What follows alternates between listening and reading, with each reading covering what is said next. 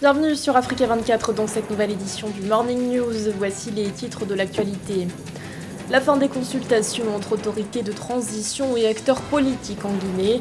Des consultations organisées durant toute une semaine en vue de préparer les assises qui doivent démarrer ce 22 mars. Assises qui seront ensuite suivies du dialogue national. Les funérailles nationales de l'ancien président zambien Rupia Banda, l'ex-chef de l'État, est décédé le 11 mars dernier des suites d'un cancer du côlon. Il avait 85 ans. Et puis le signe d'une amélioration de la situation épidémiologique au Gabon, les voyageurs internationaux sont désormais exemptés de tests PCR à l'arrivée. Les détails à suivre dans ce journal.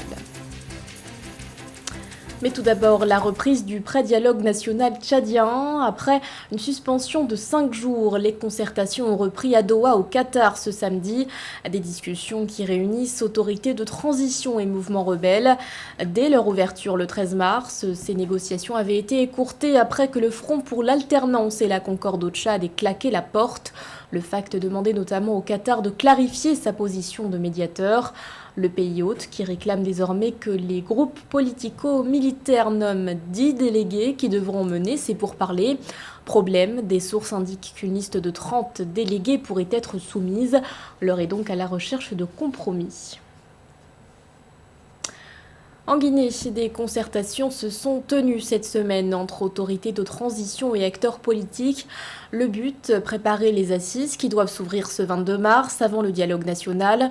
Un dialogue réclamé par la classe politique qui reproche à la junte un manque d'inclusion au sein du processus de transition. Roberto Bogbe.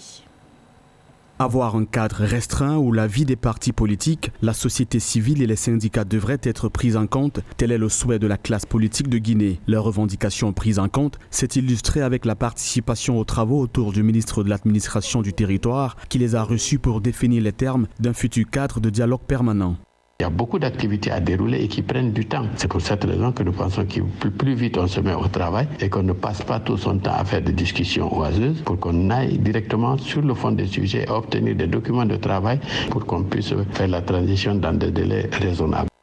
Si la phase de transition semble avoir tardé à s'ouvrir à la classe politique, Mamadi Doumbouya, le président de la transition, ne compte pas pour autant l'en exclure. C'est ce qui ressort de son adresse à la nation lors du Nouvel An 2022. Pour le chef de l'État, il faut des gages de changement à même de diriger la Guinée vers une direction sans malversation. Nous laissons derrière nous la violence et l'arrogance.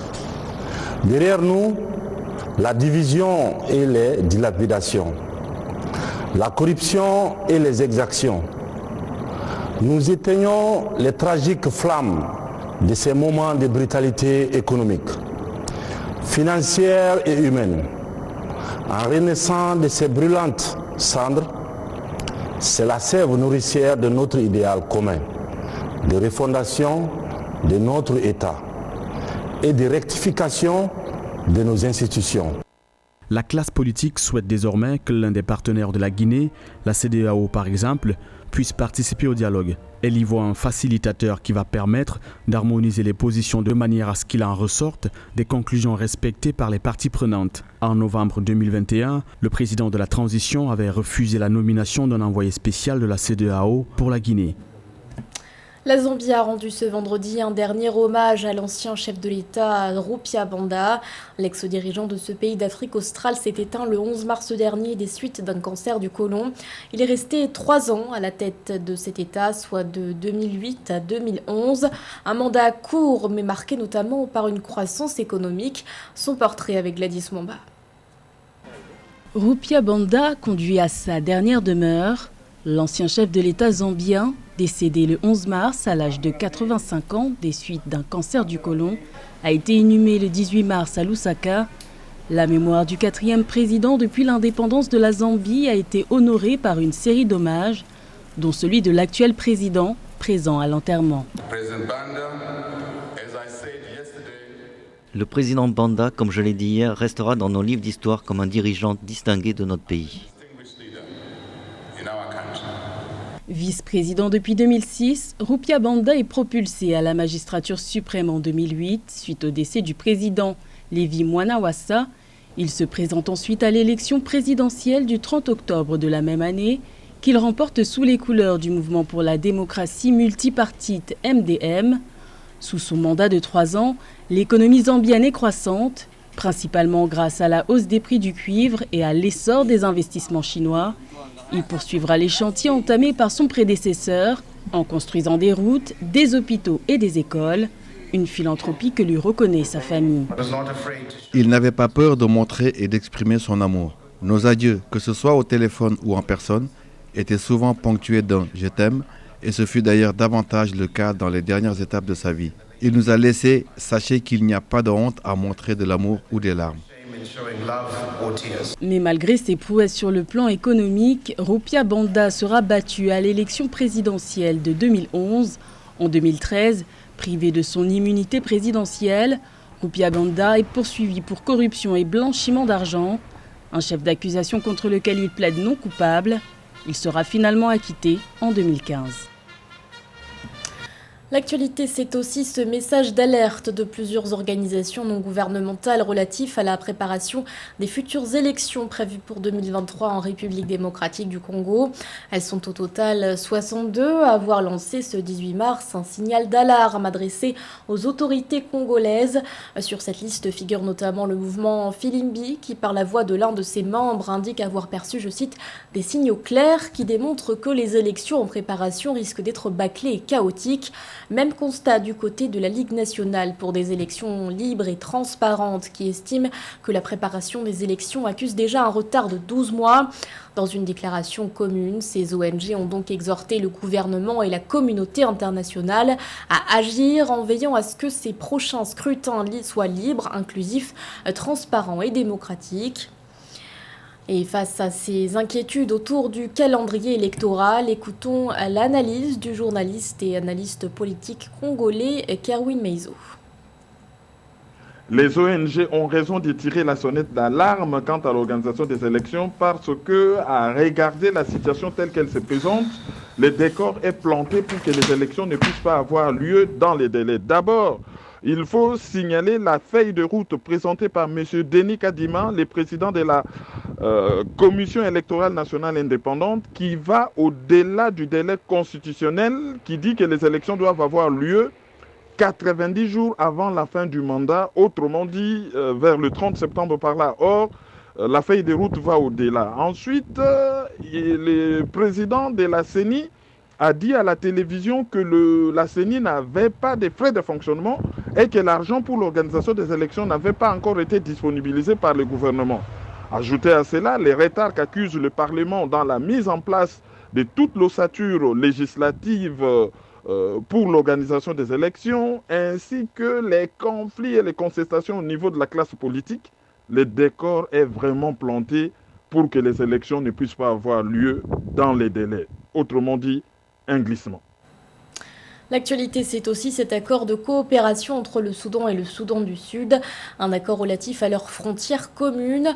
Le chef de l'État sud-soudanais Salva Kiir et le président du Conseil souverain soudanais Abdel Fattah al-Burhan ont accordé leur violon sur, je cite, un modèle de paix par le développement des gisements pétroliers inutilisés. Ce sont les mots du ministre sud-soudanais des Affaires étrangères, Maïk Haïdeng, l'homme d'État qui a d'ailleurs assuré que les deux États voisins entendent relancer une coopération économique, politique et culturelle.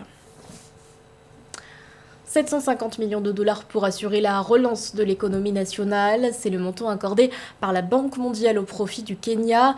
Selon un communiqué de l'institution paru ce 16 mars, cette enveloppe permettra de renforcer la viabilité budgétaire grâce à des réformes contribuant à une plus grande transparence et à la lutte contre la corruption. Joël Ballot.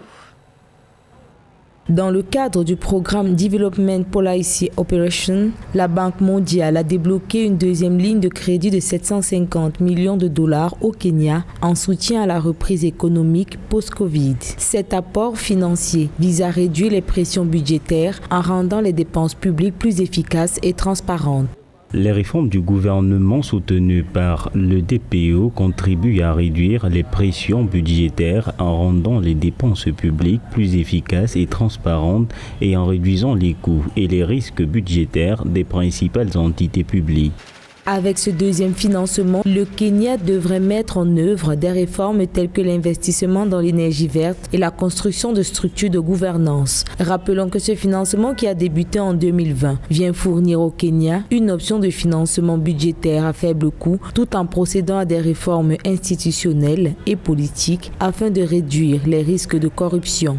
Le Kenya devrait compter sur ses propres ressources budgétaires et sur ses propres économies parce que 750 millions de dollars pour un pays comme le Kenya, c'est insignifiant. Il faudra que le Kenya compte sur ses propres forces, financièrement, économiquement, industriellement, touristiquement. Le Kenya en a les capacités. Il faudra une rigueur budgétaire. Aussi, essayer de pallier, par exemple, au manque d'infrastructures qui pénalise beaucoup l'industrie kenyane. La facilité ODP va aider le Kenya à maintenir sa forte performance de croissance économique et d'orienter vers un développement inclusif et vert. Pour rappel, le Kenya a déjà reçu son 4e prêt de la facilité Opération de politique de développement, portant le montant total emprunté à 3,25 milliards de dollars.